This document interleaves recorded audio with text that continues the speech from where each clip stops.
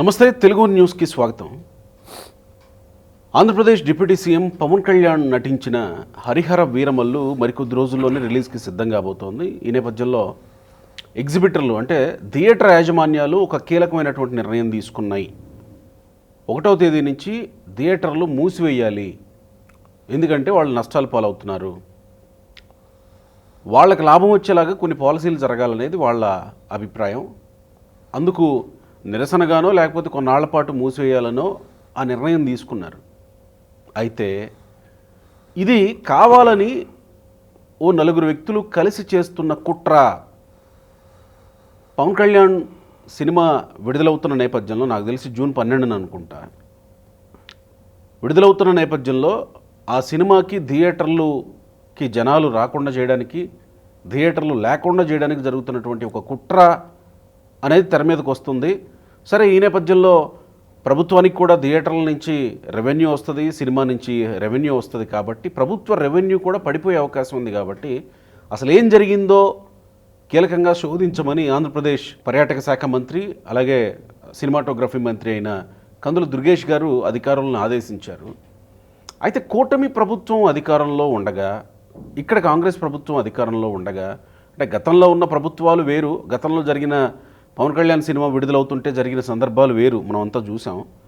కానీ ఇప్పుడు అధికారంలో ఉన్నప్పుడు కూడా ఇలాంటి కుట్రలకు తెరలేపుతున్నది ఎవరు?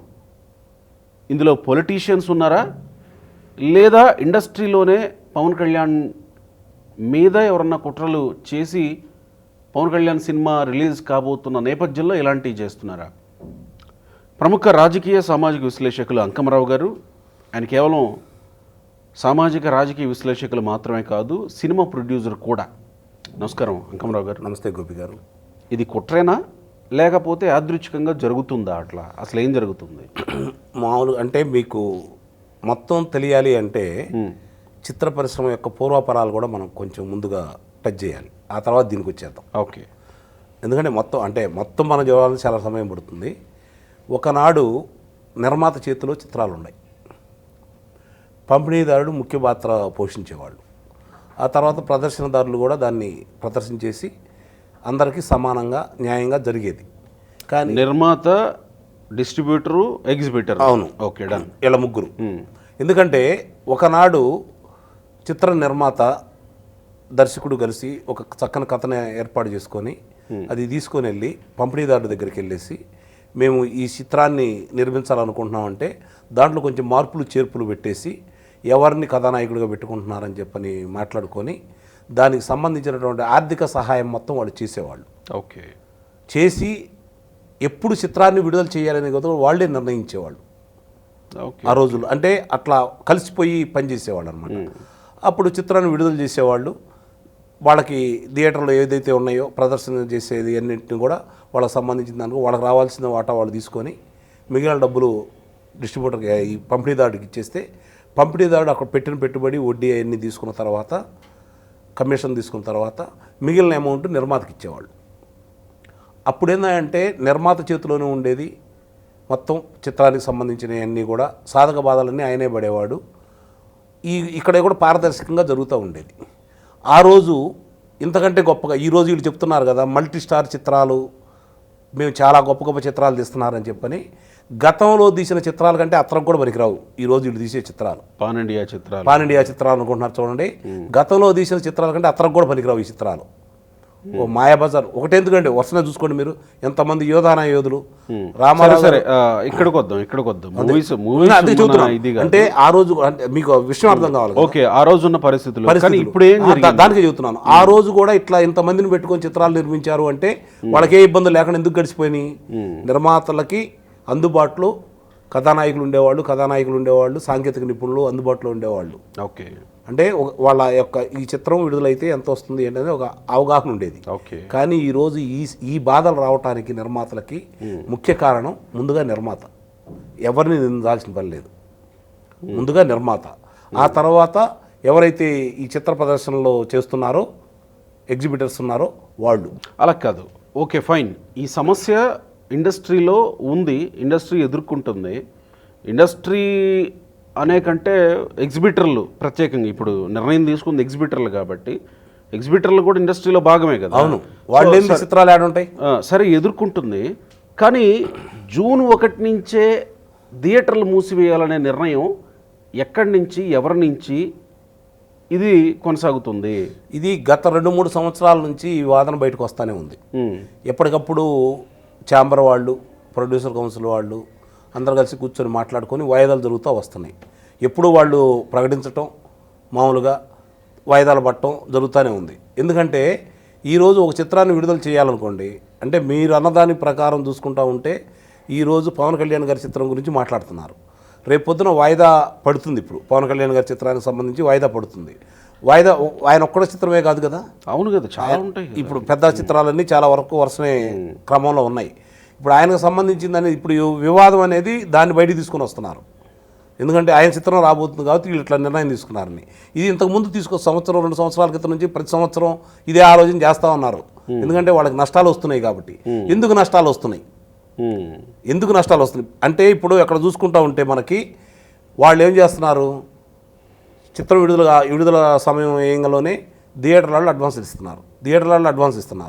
ఈ డిస్ట్రిబ్యూటర్కి ఫైనాన్షియల్ అడ్వాన్స్ ఇస్తున్నారు. అవన్నీ తీసుకొచ్చి నిర్మాతకి ఇచ్చేస్తున్నాడు, చిత్రాన్ని రిలీజ్ చేసుకుంటున్నాడు.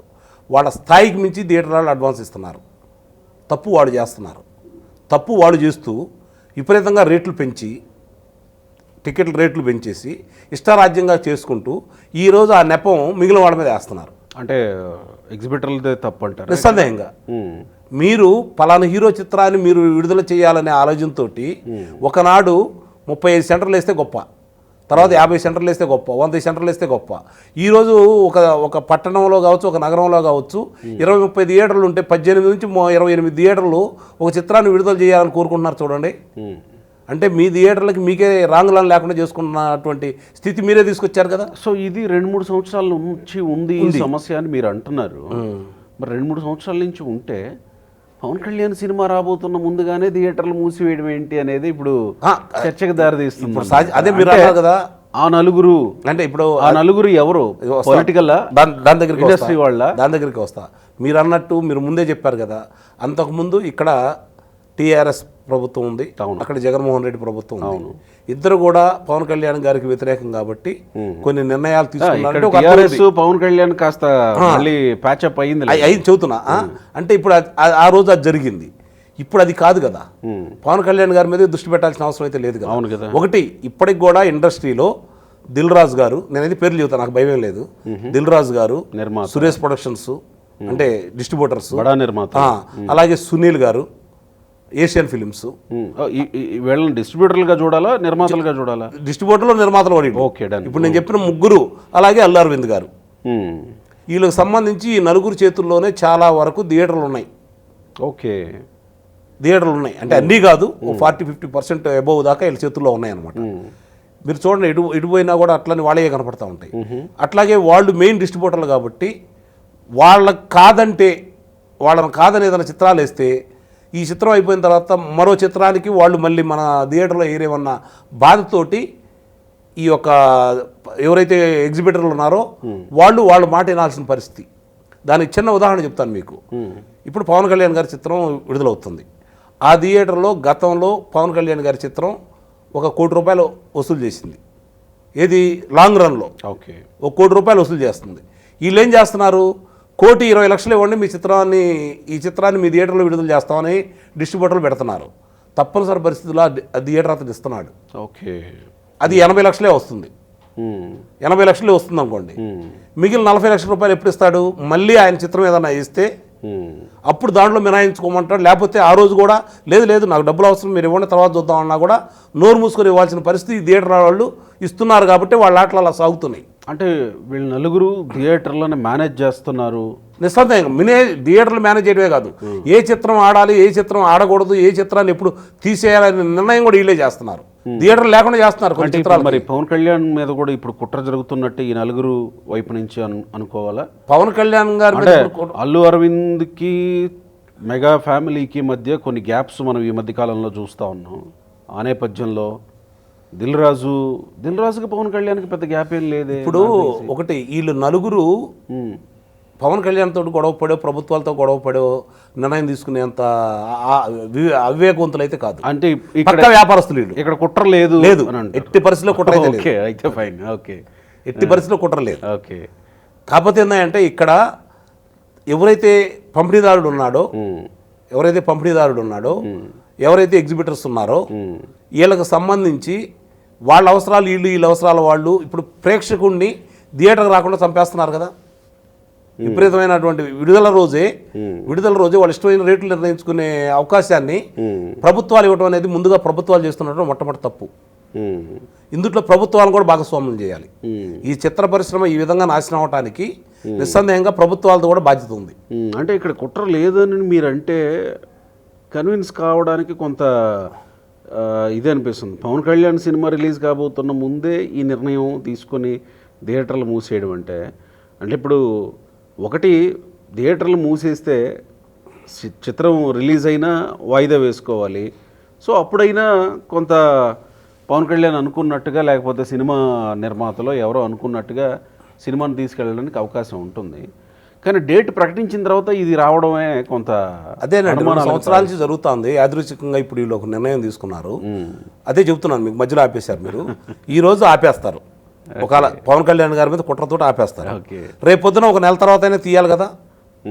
నెల తర్వాత తీయాలంటే ముందుగా నిర్మాతలు అందరూ కలిసి ఒక నిర్ణయానికి వచ్చేసి పవన్ కళ్యాణ్ గారి చిత్రాన్ని ముందు విడుదల చేస్తారు. ఇది మా ఆనవాయితీ, ఎప్పటి నుంచో జరుగుతుంది. గతంలో చిత్రాలు షూటింగ్ ఆపేసిన సందర్భాలు ఉన్నాయి, మీకు గుర్తుందో లేదో.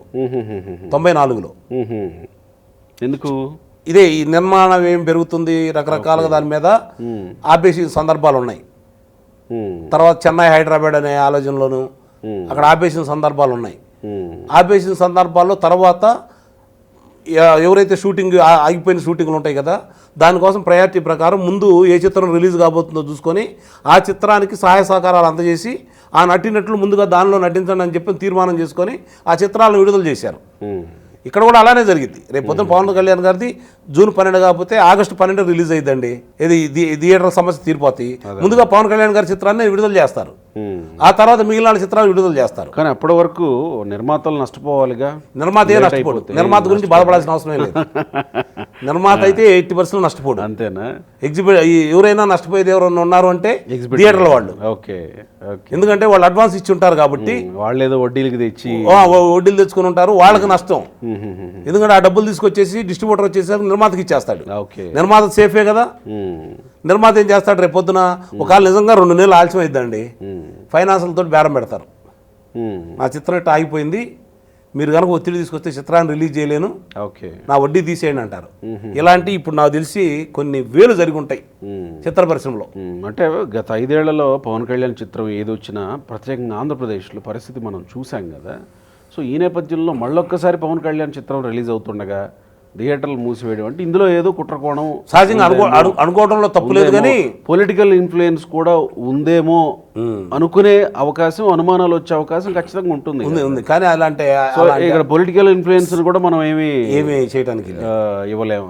కానీ చిత్ర పరిశ్రమ బ్రతకాలి అంటే ఏం చేయాలని ఆలోచించుకునే పరిస్థితుల్లో వచ్చినటువంటి సమస్య ఇది. మరి సినిమా పెద్దలు, పెద్ద హీరోలు, బడా హీరోలు వీళ్ళకేం సంబంధం ఉండదా? నిర్మాతలు వాళ్ళంతటా వాళ్ళే నిర్ణయాలు తీసుకోవాలా, లేకపోతే డిస్ట్రిబ్యూటర్లు వాళ్ళంతటా వాళ్ళే నిర్ణయాలు తీసుకోవాలా? ఇప్పుడు ప్రభుత్వాలలో ఇప్పుడు పవన్ కళ్యాణ్ లాంటి వాళ్ళు ప్రభుత్వాలలో కూడా భాగమై ఉన్నారు కాబట్టి వాళ్ళు కూడా ఏదైనా చొరవ తీసుకొని నిర్ణయం తీసుకొని అందరికీ సమన్యాయం జరిగేలాగా తీసుకెళ్ళడానికి అవకాశం ఉండదా? అసలు ఇందుట్లో మొట్టమొదట తప్పు చేస్తుంది నిర్మాత. ఆ తర్వాత రెండో తప్పు చేస్తుంది కథానాయకులు, దర్శకులు. తర్వాత తప్పు చేస్తుంది థియేటర్ల వాళ్ళు. వీళ్ళు నలుగురు, వీళ్ళ వల్లే చిత్ర పరిశ్రమ సంకనాగిపోతూ ఉంది. వాస్తవం చెప్పాలి అంటే ఇప్పుడు హిందీ పరిశ్రమ ఉంది, కానుత్రయం ఉన్నారు. వాళ్ళు ఏం చేస్తున్నారు, నిర్మాతతో పాటు వాళ్ళు కూడా భాగస్వాములై లాభాలు వచ్చినాయి అనుకోండి, 100 కోట్లు లాభాలు వస్తే వాళ్ళు కూడా 30% తీసేసుకుంటారు. పర్సంటేజ్. ఓకే. ఇక్కడ అది లేకుండా పోతుంది కదా. ఇప్పుడు సినిమా 150, నువ్వు ఏ సావైనా సావు, నా రెమ్యునరేషన్ నాదే, అంతే. ఇప్పుడు సినిమా 150 కోట్ల రూపాయలు పెట్టి సినిమా తీస్తున్నారు అనుకోండి, 75 కోట్లు కథానాయకుకి ఇస్తున్నాడు. ఇంతకంటే దౌర్భాగ్యం ఏమైనా ఉందా? ఇంతకంటే అసలు దౌర్భాగ్యం ఏమైనా ఉందా అని మీరు అడగొచ్చు. ఎందుకు ఇస్తున్నారు అని. ఎందుకు ఇస్తున్నారని మీరు అడగొచ్చు. మరి ఆ హీరో అదే చెప్తా. లేకపోతే ఇక సినిమా అట్లా కాదు, ఆ కథానాయకుడికి అడ్వాన్స్ ఇచ్చారనుకోండి, ఓ దర్శకుడికి అడ్వాన్స్ ఇచ్చాడు అనుకోండి, ఇక నిర్మాతకి డబ్బులతో సంబంధం లేదు. నిర్మాత డబ్బులతో సంబంధం లేదు. ఇక ఎవరో డిస్ట్రిబ్యూటర్ ఫైనాన్షియల్ ఇస్తారు, డిస్ట్రిబ్యూటర్లు ఇస్తారు. Okay okay. ఫైనాన్షియల్ ఇస్తారు, డిస్ట్రిబ్యూటర్లు ఇస్తారు. ఓకే. అమెరికాలో షూటింగ్ అనుకోండి, ఆ కథానాయకుడు అభిమానులకు సంబంధించిన కంపెనీలు ఉంటాయి, వాళ్ళు ఉంటారు, వాళ్ళు అకామిడేషన్ వీళ్ళకి వేస్తారు. ఇది కూడా చాలా మందికి తెలియని విషయం. వాళ్ళు చూసుకుంటారు చాలా మందికి. కానీ అవన్నీ లెక్కల్లో ఇక్కడికి వచ్చి మేము రాస్తాం మాకు ఇంత ఖర్చు అయిందని. ఇక్కడ నిర్మాతకు లాభం, పెద్ద హీరోలకు సంబంధించి. నిర్మాత పెద్ద చిత్రాలు కనుక నష్టపోతే అతి కొద్ది మంది 3-4 కథానాయకులుగా నిర్మాతలు కనపడుతున్నారు. మిగిలిన వాళ్ళందరూ కూడా డబ్బులు మిగులుతున్నాయి. ఎవరికైనా సరే వీళ్ళు 5 కోట్లు 10 కోట్లు 50 కోట్లు నష్టం వచ్చిన తర్వాత మళ్ళీ చిత్రాలు నిర్మిస్తున్నారంటే వీళ్ళైనా జమీందారు పిల్లల ఈ నిర్మాతలందరూ. ఓ చిత్రం అసలు పెద్ద హీరోల చిత్రాలు ఎన్ని చిత్రాలు విజయవంతం అవుతున్నాయి చెప్పండి మీరు. మరి ఇట్లా నష్టపోయిన తర్వాత కూడా మళ్ళీ వాళ్ళు చిత్రాలు నిర్మిస్తున్నారంటే వాళ్ళు ఏం జమీందారు పిల్లల లేదా టాటా బిర్లా వాళ్ళ వారసులా? కాదు కదా. ఉన్న ఆస్తులు ఉన్న ఆస్తులు ఏమైనా అమ్ముకొని వచ్చి చిత్రాలు నిర్మిస్తున్నారా? గతంలో నేను చెప్పాను, గతంలో జరిగేది. ఎందుకంటే డిస్ట్రిబ్యూటర్ డబ్బులు పెట్టేవాడు, థియేటర్ వాళ్ళు విడుదల చేసేవాళ్ళు, వాళ్ళ డబ్బులు వాళ్ళకి వెళ్ళేవి, డిస్ట్రిబ్యూటర్ డబ్బులు తీసుకునేవాడు, మిగిలిన డబ్బులు మాత్రం నిర్మాతకు వచ్చాయి. నష్టపోతే నిర్మాత నష్టపోయేవాడు. కానీ ఈరోజు ఆ పరిస్థితి లేదు కదా. నిజంగా నష్టపోతుంది ఎవరంటే సంవత్సరానికి 150 చిత్రాలు తెలుగులో నిర్మితం అవుతుంటే వీళ్ళందరూ కలిపి 25 చిత్రాల కంటే వెళ్ళాయి. ఈ పెద్ద హీరోలు అందరూ కలిపి, ఒక రకమైన హీరోలు అందరూ కలిపితే 25 చిత్రాల కంటే లేవు. 125 చిత్రాలు నిర్మిస్తున్నారు చూడండి. ఏదో చిత్ర నిర్మాత అవుదాలన్న ఆశ, లేకపోతే నా తమ్ముడిని హీరోని చేయాలని, నా కొడుకుని హీరోని చేయాలని, లేదా నా బావమరిదిని డైరెక్టర్ని చేయాలని నేను అనుకొని వస్తున్నాను చూడండి. వీళ్ళు నిజంగా నష్టపోతున్నారు. ఎందుకంటే వీళ్ళు పోటీపడి, వీళ్ళ డబ్బులు కాదు కదా, వీళ్ళ జేబులో డబ్బులు కాదు కదా, వీళ్ళు డబ్బులు పెట్టి వీళ్ళు నష్టపోతే వీళ్ళకి తెలిసింది నొప్పి పెద్ద నిర్మాతలకి. రైట్. ఇంకోటి ఇక్కడ జరిగే ఇంకో మోసం ఏంటంటే పెద్ద నిర్మాతకి ఈ సాంకేతిక నిపుణులు కావచ్చు, ఈ నటీనటులు కావచ్చు, పెద్ద నిర్మాతకి 2 లక్షల రూపాయలు చేస్తే ఒక నటుడు, చిన్న నిర్మాతకి నేను అక్కడ 3.5 తీసుకుంటున్నా అని చెప్పి 3.5 తీసుకుంటాడు ఇక్కడ. సరే, ఇక అంతర్గతంగా అవన్నీ ఎందుకులే కానీ, కాకపోతే ఈ సినిమా నేపథ్యంలో ఈ చర్చ రావడమే కొంత అనుమానాలకు అవును. మీరు అన్నది వాస్తవమే, అది రావడం కూడా తప్పు కాదు. అదే ఆలోచన చాలా మందికి ఉంది. అదే విధంగా క్రియేట్ చేస్తున్నారు. ఒక రకంగా అది ఆ చిత్రానికి ఉపయోగం జరిగిద్దని అయితే నేను భావిస్తున్నా. Right sir, thank you.